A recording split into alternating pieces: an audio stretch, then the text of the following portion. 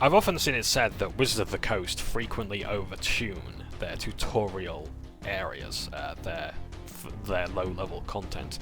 For instance, like the Death House in Curse of Strahd, or the Bathhouse in Baldur's Gate Descent into Avernus. And I have heard tell of Thunder Tree being a killer location. That Lost Mine of Phandelver is an adventure up until and beyond the very point where you encounter one of the most dangerous things in all of Dungeons and Dragons. Because then, when you fight this, it's a fantasy simulator. It's not an adventure. It's not swashbuckling daring do. Now it's a fantasy sim. And if you die, it's your own fault. And I get that. And I think our DM is perhaps making it fair on us. I think our players have enough sense to not fall into the trap that the adventure tries to get players into without explaining it to DMs what the actual trap is and what the lesson to be learned is. But we'll talk about that perhaps the next session. Because I'm going to review Lost Mine of Phandelver, especially if we finish it. I'm going to cover every single thing I can. And this is the one thing, criticism that I have. But we'll get into that, and I don't want to spoil too much for our players. So, we made it to Thunder Tree. Group 8 and I made it to Thunder Tree, having travelled about 2 days from Phandalin. And we were greeted by a sign that said, "Danger, do not enter. Do not enter. Turn around now." Of course, being utter blithering idiots, we decided to walk straight on in. And we did actually joke about the possibility of just turning around, but fortunately our DM came prepared for that possibility.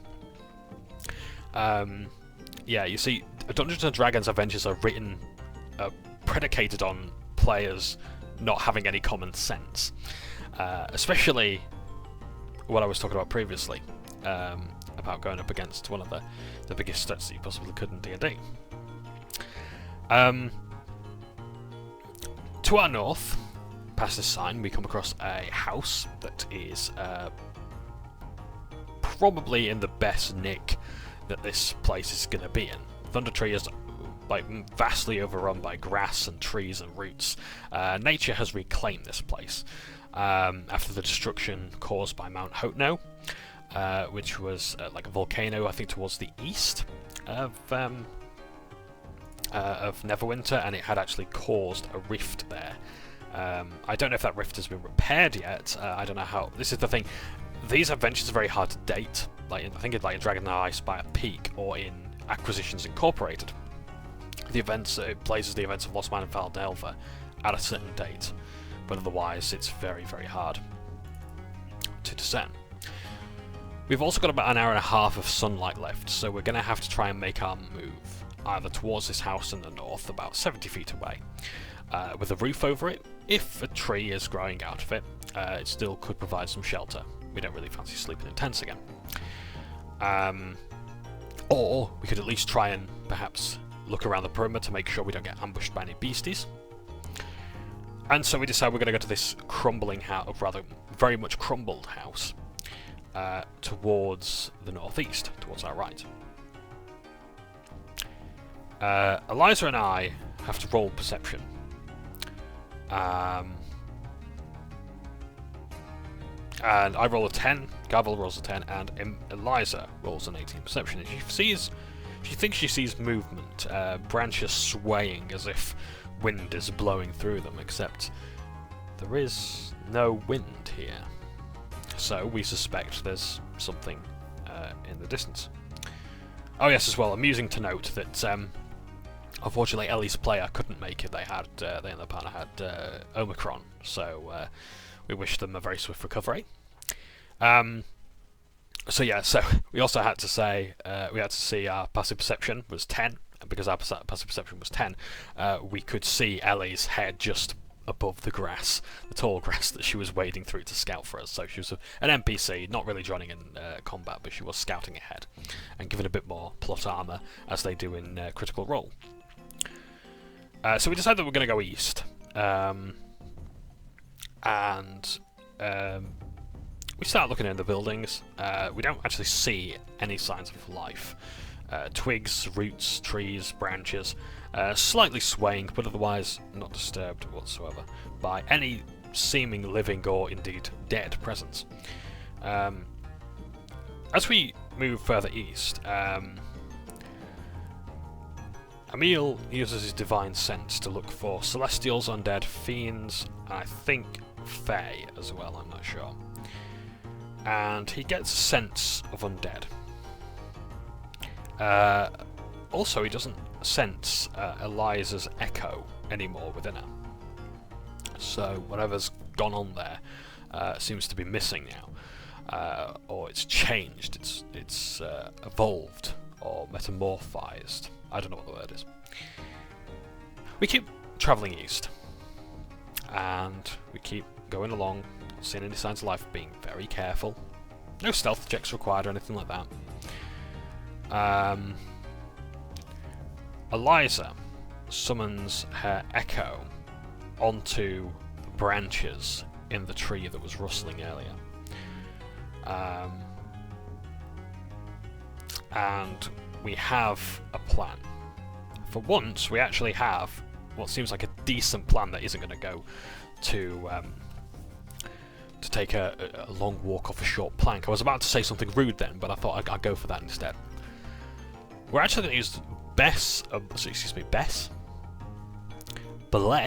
and Bane, depending on what happens, and there's not even a Rui, our previous DM, could ruin that for us. So that was good.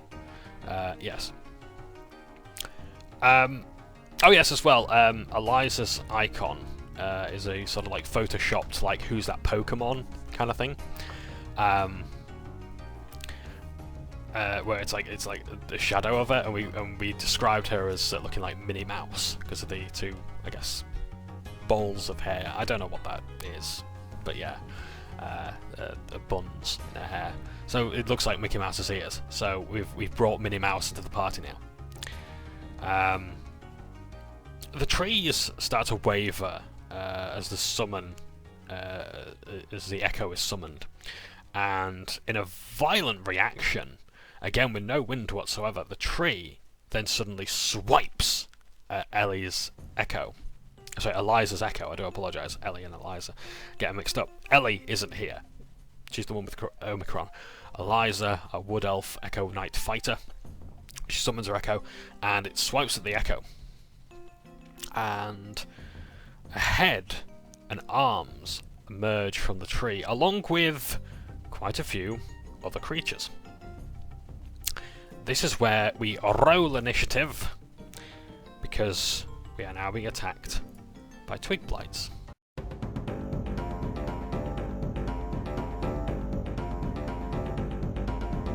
Now, I have mostly skipped the combat details here, and I will put the screenshots up just to show you like how bad combat was getting. Like, I was not writing down every single roll for how many Twig Blights am I seeing here? 1, 2, 3, 4, 5, 6, 7, 8. I think there are about 9 or 10 Twig Blights here.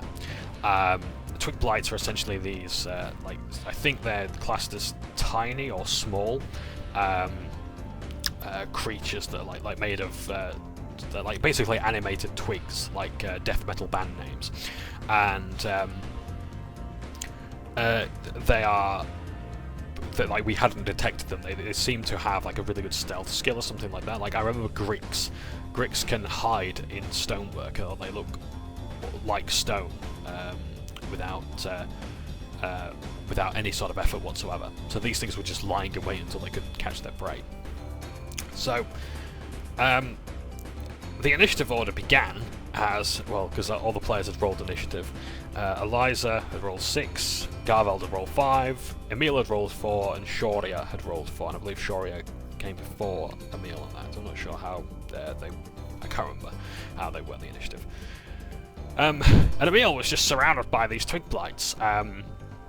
And I have to say, he fought very, very cleverly, because he was using things like his... he was using Sanctuary, he was using his Word of Radiance, as I had. It was the first time in D&D history Word of Radiance has ever been used. I did it. Alright, that's another thing.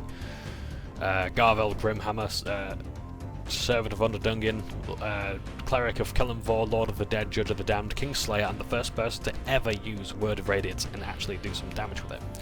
I was pleased I actually did like 2 damage with it. Yeah.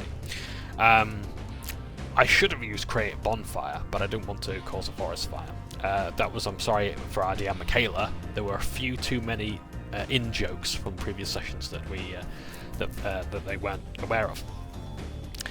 Now, Emil was I think the only person to take any damage, and I think he took about 12 or 14 points of damage from these Twig Blights alone. And we eventually wore them all down after they'd sort of surrounded and boxed in Emil, and we were trying to break through and at least cover his flanks. But yeah, Emil was using his Bless, he was using his Sanctuary, he was using his dodge actions and whatnot to make excellent use of like triggering attacks of opportunity and things like that before moving back in and whatnot. And, ultimately looking after the team, making sure that none of them were getting away and trying to attack other members of the party.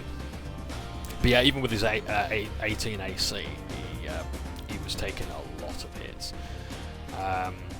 So yeah, I did write down some other things as well. Let's have a look now. Oh yeah, someone else. I think it was Emil actually rolled like 6 Word of Radiance damage on quite a few. Oh, and my Word of Radiance revealed another enemy that I couldn't see, so that was quite good. I don't think that's how it works as written, but I ain't gonna complain. I managed to hit 3 targets instead of just 2, so thanks. Yeah, Shoria was quite rolled nat 20 for Eldritch Blast, so she does 9 damage to eviscerate a Twig Blight. I rolled a natural 21 with Warhammer and did 9 damage, so yeah, quite good rolls. At the end of combat, Eliza is now considering, like, has this attracted any noise, like the undead presence? Eliza rolls a natural 24 for perception to see if we attracted any movement, and just as she's doing that, a window to the building, another building towards the east, the glass shatters and an arm tries raking out at the noise aggressively. She runs over to hit it with a 14 to damage and 7 damage with Talon, her rapier. Or did she send a Echo? Because I'm just looking at the picture now, it seems to be a Echo there. Shoria, staying at the back, perfectly safe from the slain bundles of sticks, starts hearing footsteps, and she looks back at a man with salt and pepper hair, shouting, "Come! Did you not read the sign?" And that, we assume, is our friend Rydot. And he's saying, "Come quickly, friends! Noise attracts them!" Like that, and we're not really paying any heed.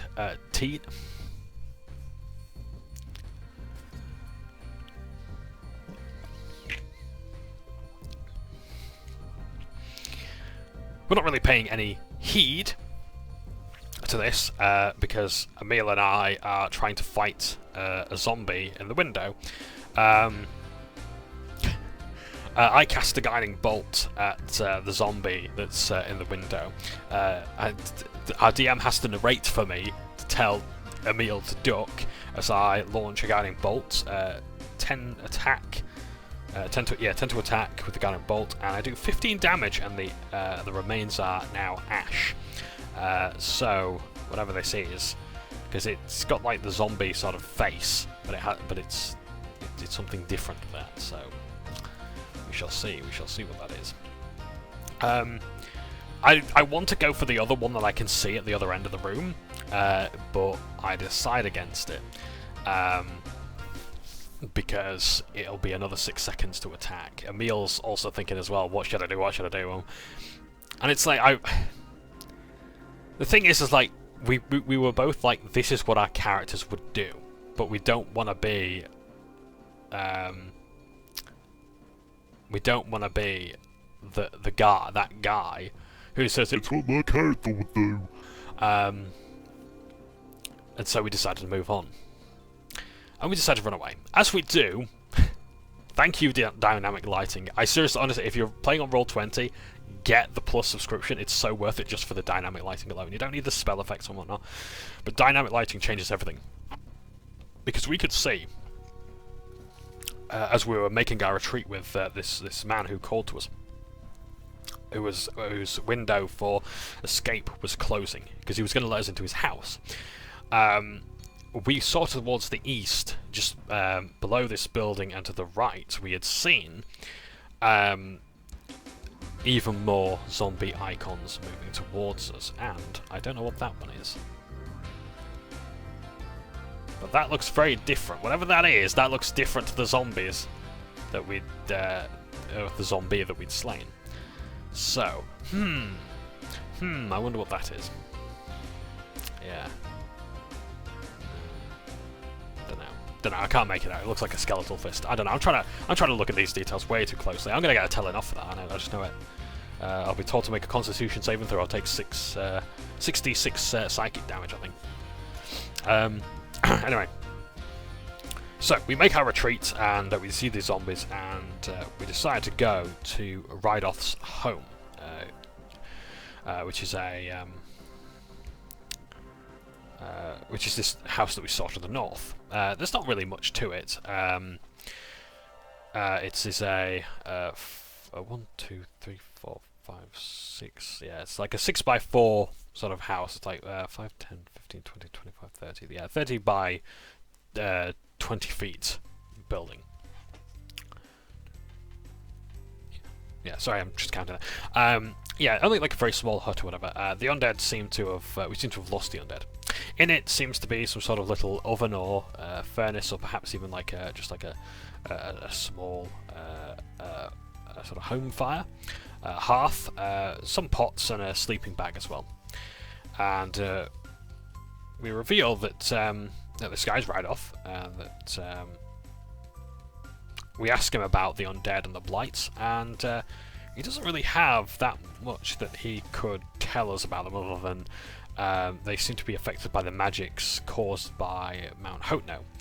I'm sort of reminded of that comic Black Gas. In a way, I don't really recommend it because it is quite gruesome, along with Cross. Sorry, this is clearly not suitable for for you guys, but still, yes. So it seems to be like the magic from the volcano has caused these blights to animate, and possibly even bring back the dead as well. We don't know if someone dies, if they will become a zombie, or if it's just the residents of Mount Hotno that were zombies, or if it turns the living into zombies, kind of like radiation zombies or something like that. We're not quite certain. All we really know is there is constant danger here.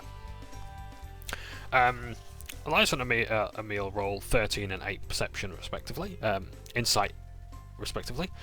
As Rydot is saying this, there's slight calmness. If he's irritated, it's really because of the fact that we've not paid attention to the sign. He knows Sister Corell. She houses him when he goes to Phandelver, and he really only goes to Phandelver to stock up on supplies. He doesn't know of anyone by the name of Glassstaff, or any sort of mages that have perhaps come here. He's seen some cloaked figures to the south. They're in black cloaks, and they're seemingly hiding. They had ran from the tower a few days ago, but he couldn't tell if they were... I don't think he could tell if they were frightened or joyous or angry. They just seem to be running from the tower.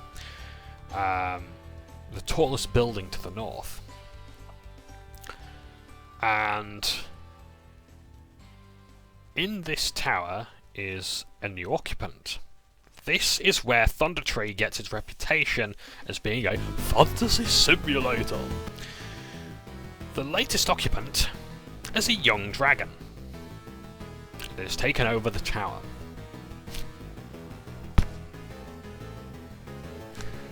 Eliza asks, can we kill it? And I suggest that Emil's got his ass handed to him by a bundle of twigs. We won't manage a dragon. Too right, we won't. Eliza asks for a check on dragons. She rolls a roll of 20 for nature. Dragons are typically widespread knowledge anyway, but if she's trying to get any more specific, she's given some more things from the stat block that they're very strong. This is a green dragon, we found out as well, so it has its element type is poison. It can fly. I can't remember what else there was about it. Oh yes, much of the session as well was spent, much of this like hour that we had now was like, I think it was getting about 8 o'clock at this time. And we were talking about various types of dragon. And the Chroma Conclave from Vox Machina, which we had to explain to Shoria's player. This is all references to Critical Role. So if you want to put the kettle on and have yourself a drink while we go through all this, then you're more than welcome to, because they haven't seen it yet. So yes, I do recommend it. I do recommend the Critical Role.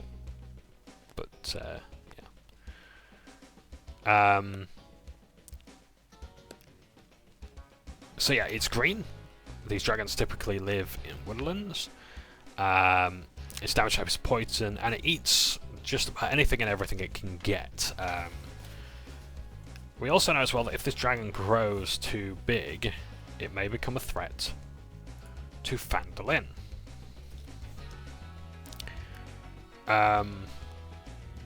We also know as well that black dragons are tyrannical, red dragons are just completely death and destruction. They will not parley with anyone. Blue are mocking and manipulative, and white dragons are very instinctive. They're sort of they have very good hunting instincts. But green dragons are deceptive. And this is where I think this Prince of Lies is. Shoria asks about the Prince of Lies lying here. A 20 insight reveals that he's worried about the dragon, but he doesn't know anything about this Prince of Lies. I'm trying to think what else there is. Bear with me.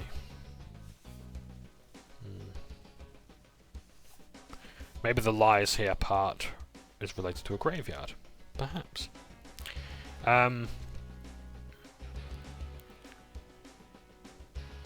Emil asks how Rydot stays safe, and he says that he hides well. And he reveals a bit more about that later on as well. He can communicate with beasts as well. Blights are unfriendly to all, and he doesn't like the killing of them, or indeed the wolves that were eating the undead in the previous session.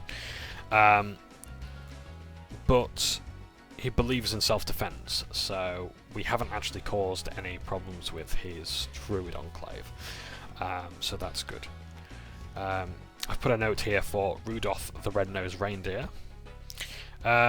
So, there is a possible plan.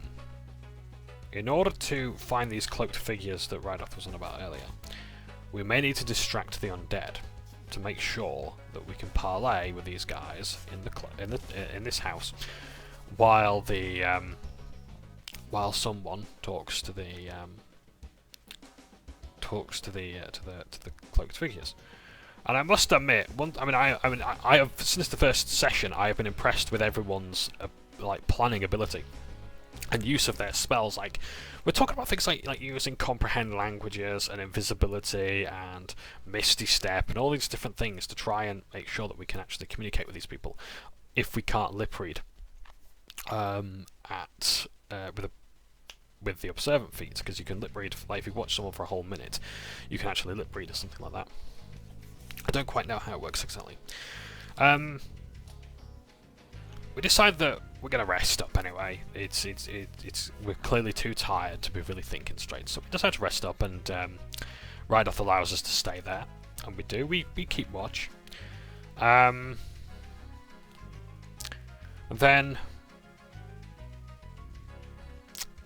we all are woken up by the roaring of the dragon. It roars and it swoops into the sky and seems to go hunting. And we ask Rydot about this. Rydot doesn't stay in Thunder Tree 24/7. He tends to travel all around the woods. He's a nomad. He goes here, there, and everywhere. He only really stays here in this particular place at night, and this is one of his many, many encampments. We ask him about Conyberry, seeing as he's travelled a bit, and he knows of Conyberry, but he doesn't know of Agatha. We explain that Sister Grell has business near there. I'm just wondering that if you might know of her. He knows of spirits, and banshees. They are spirits that are not ready to pass on yet. He saw an abandoned hut at Conyberry, but he was a squirrel. But it was a squirrel, so as you do, as you know, yeah, of course, yeah. When aren't you a squirrel, you know? So we're now wondering, like, does she live there? Eliza asks why Conyberry was destroyed, and it was ransacked by orcs and barbarians many moons ago, and that no one can really reclaim the town because it's just too out of the way from any sort of real support or policing. Neverwinter is simply too far away. It's too far away from really any town, so it wasn't reoccupied. We ask about the eruption. It was about 30 to 40 years ago, so that helps us a bit. And that the sign was that was placed, it wasn't any sort of official sign or anything like that. The danger, keep out sign, don't dead open inside. That was about within 20 years that's been placed there, so who knows how long the danger has actually been here. You have to presume that the magical effects have probably been around 20 years ago, so. So yes, that's really everything. It's a much shorter session recap because I cut out a lot of the details, and I really only want to try and record combat details for big fights. So if we fight this, if we fight this dragon, or indeed if there's any sort of like significant enemies, like an orc war chief, or like if we fight Glassstaff, or if we fight the Black Spider, or we fight anyone else. That's like a boss, then I might do the recording of the combat, but I really don't want to record combat for every single character, because I don't think it's really that important to the session recap, I don't think. The combat logs are all on D&D Beyond anyway. It's more narrative things that are much more helpful, so yes, like I said, with shorter session recap, it's easier for me to upload, much easier on the hard drive, and yeah, and it saves everyone a bit more time as well. So, yeah, so thank you for watching. And also as well to Group 89 as well, who are at the Session 0 for a homebrew campaign that Meals player is working on. Thank you for the boost of confidence when it comes to role-playing. Yes, and some giggles as well about some worries about background. I thought that was very funny indeed, so yes. So, yeah, so Commissar Katyusha Lost Cows might well be my next character that you might be hearing about in a session recap for a homebrew setting. But I'll have to ask a Meals player if I can do session recap videos on that. So yeah, so thank you ever so much for watching. Take care, and please wish us luck for our next session. Or really all the sessions up until and the one after, just to be on the safe side, for when we fight the dragon. If we fight the dragon. This campaign might actually go to about level 8, depending on how we feel. So yeah, we might leave that one to the Lord's Alliance to do. I think they owe Phandelver that much. So yeah, right. So yeah, I'll talk later.